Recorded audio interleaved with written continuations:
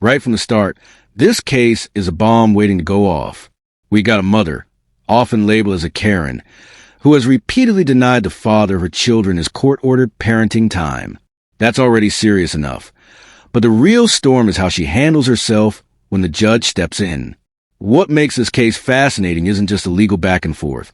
It's the way raw emotion collides with courtroom procedure. You'll notice the father's attorney laying out a strong case rooted in stability, consistency, and the emotional well-being of the kids. Meanwhile, Mom fires back with accusations that feel less like evidence and more like a desperate story. Good morning to everyone. This time and place set for the show cause hearing in this matter for contempt for failure to provide parenting time. I'll let you know we're going to take some brief, testimony from the parties. I'll let everybody know that everybody will have an opportunity to speak. So don't interrupt anyone else or don't interrupt the court. You'll have an opportunity to speak your piece. So on the we do have the show cause hearing. We also have the motion for change of custody and parenting time. I'm going to address the motion first because that will be the easiest matter to get resolved. So, Mr. Kelly, you can proceed with your motion.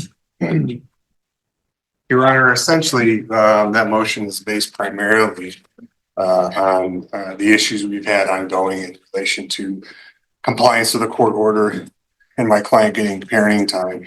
It's directly and impacts the child custody factors, and I'll name the ones that are impacted due to this withholding occurrence. The love, affection, and emotional ties existing between the parties. It looks at the emotional bond.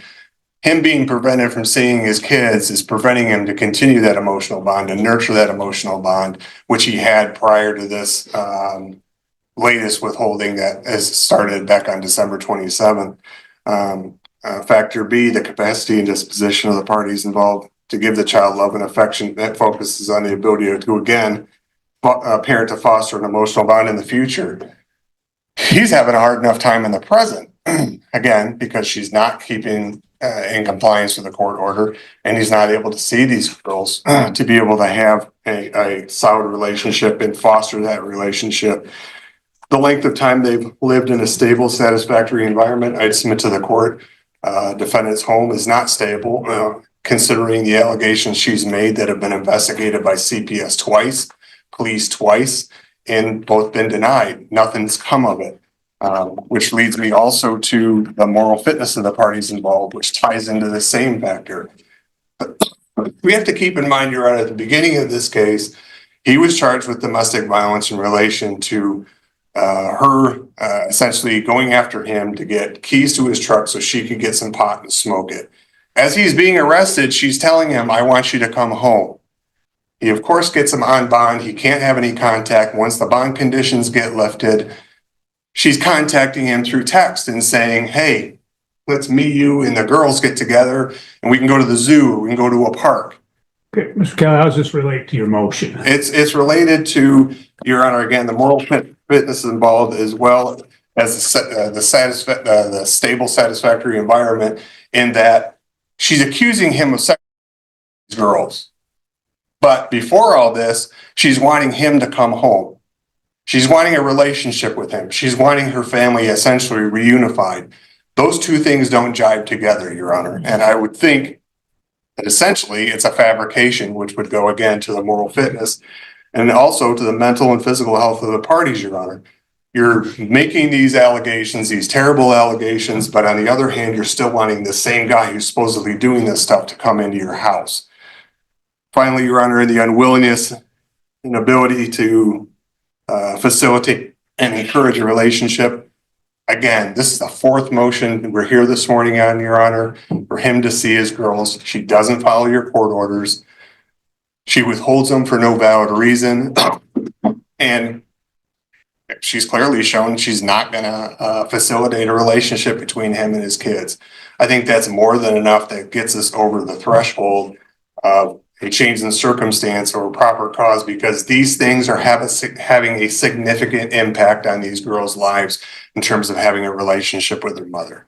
So we would request, as part of our relief, that you set this matter for an evidentiary hearing We're also requesting during the interim that my client get temporary parenting time starting today, and that he continue to have them until the evidentiary hearing, that mom's parenting time be supervised at her expense, because she's clearly shown an unwillingness to follow your rulings or to comply with your court orders.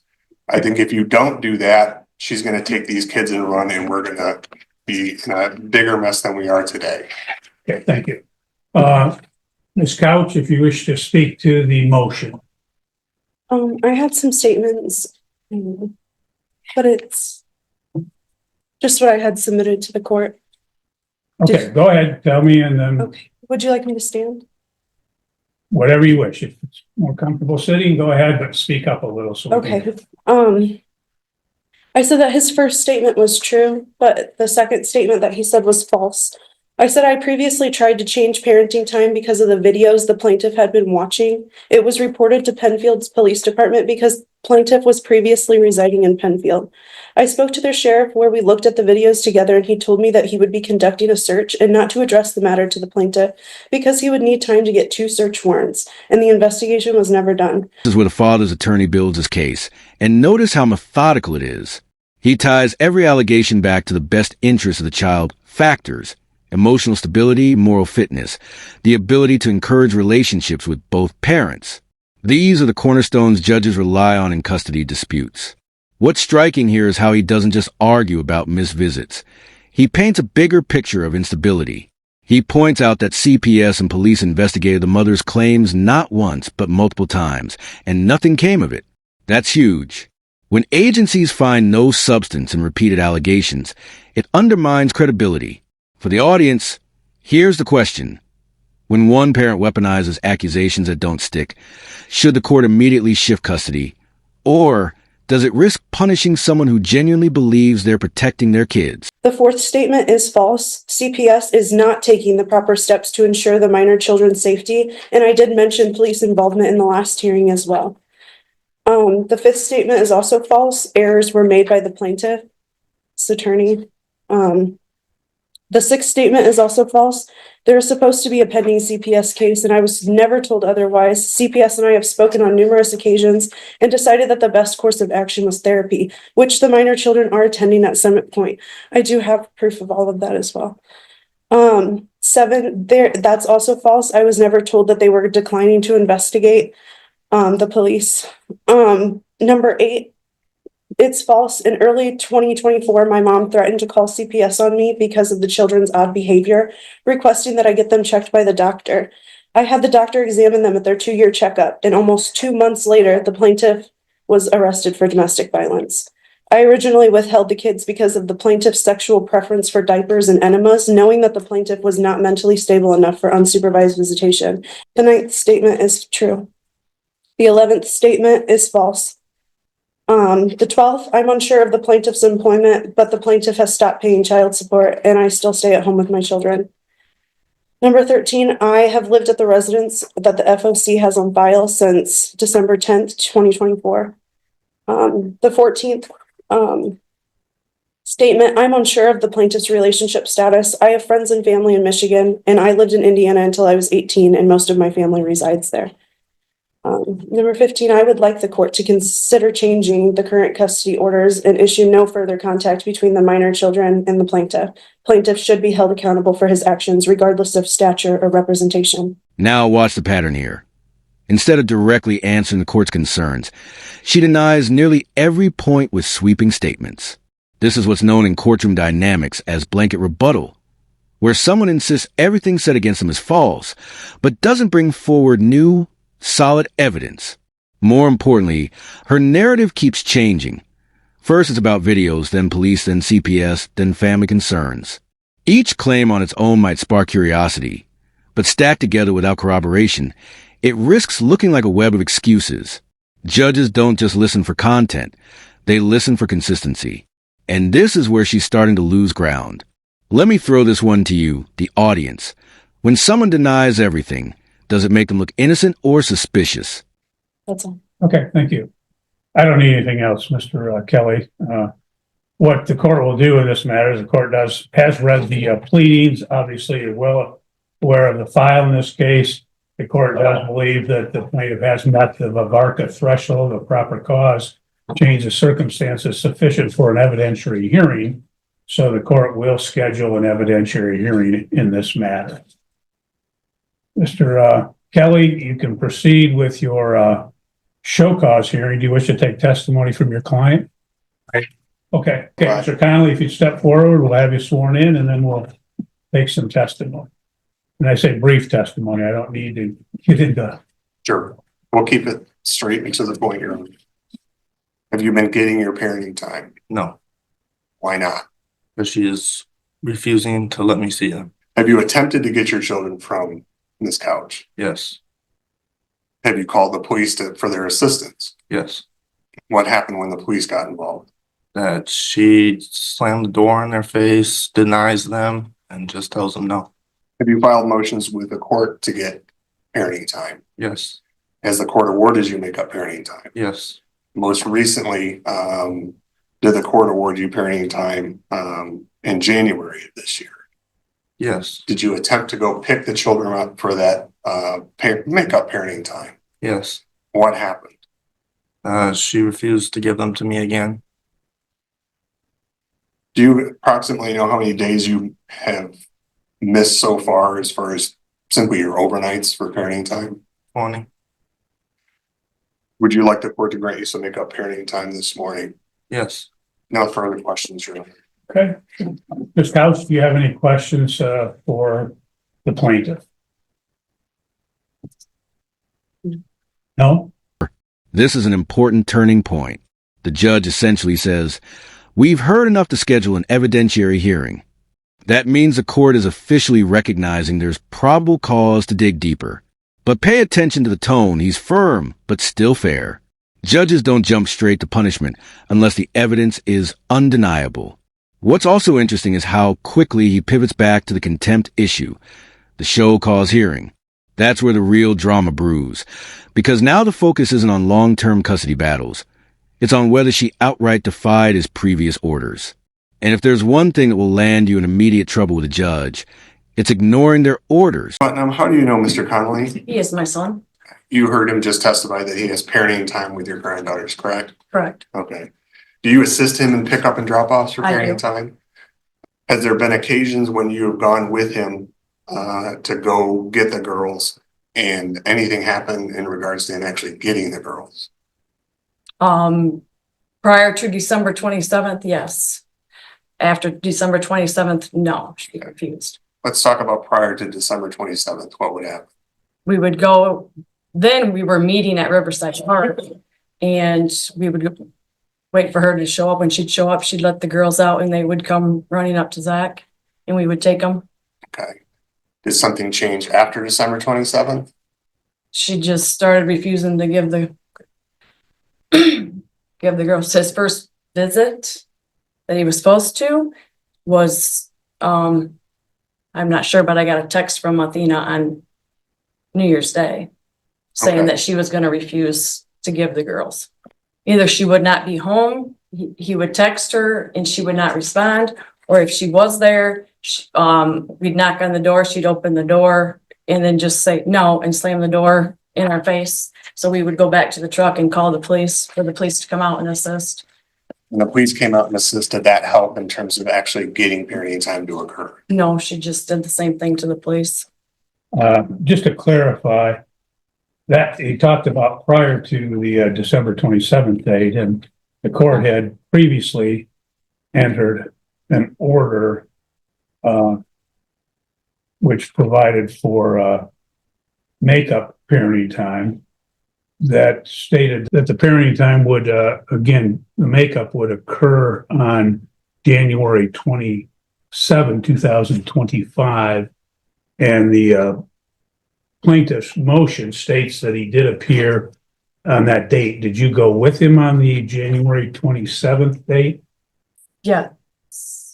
Okay. And what happened on that date? She just refused. I don't know, either she refused or she wasn't there. And you don't remember if she was not there or she refused? I don't remember that specific time. Okay. I have it written down at home, but I don't remember. Okay, Ms. Couch, do you have any questions I of do, this witness? yes.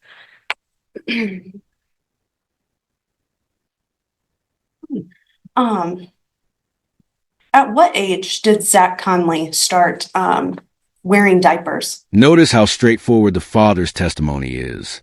He doesn't over-explain, doesn't exaggerate, just facts. He showed up, was denied, even brought police and still got nothing. This is powerful because credibility in court isn't just about having evidence. It's about sounding reasonable and consistent.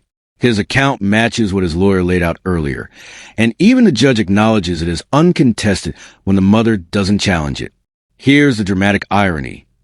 The more calmly he speaks, the more her credibility unravels. It's almost as if his restraint is exposing her chaos. Judge, I'm gonna object to it. Ma'am, that is not germane. No, I am. Ma'am, what we'll do is we're here to determine whether there was parenting time. That's the show cause, okay? So that's what the purpose of this hearing is. So you can ask questions about the parenting time, compliance with the orders, et cetera, okay? Okay. Go ahead. And you were at my residence on the 27th to pick up the children? Oh, actually, on the January 27th? Yes. Or December 27th. Or sorry, no, January 27th. I don't have anything written down. Yes. Okay. Even though the order was for the 29th? Wasn't that the Whatever, order that the judge put whatever in day, place? whatever judgment day. So I you don't know just, specific dates, whatever.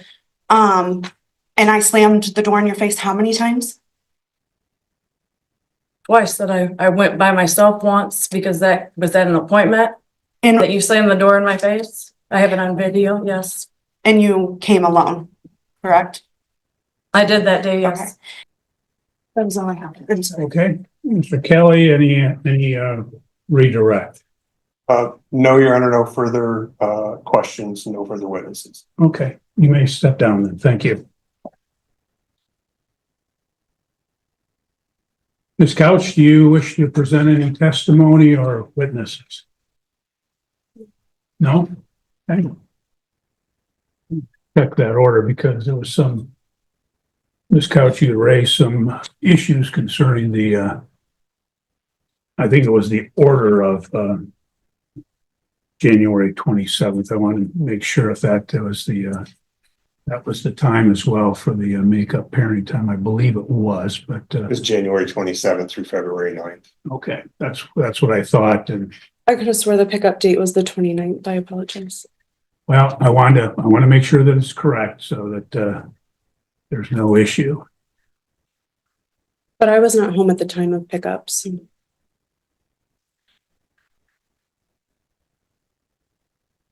And why is that? Because he is our children, and I don't believe that he needs any more parenting time. Okay.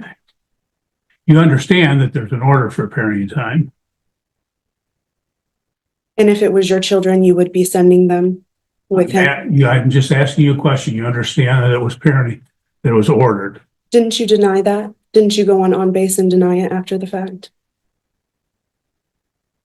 Not the other particular orders. I did deny an ex parte order at one point, but there were subsequent orders to that. And here's where things really go off the rails.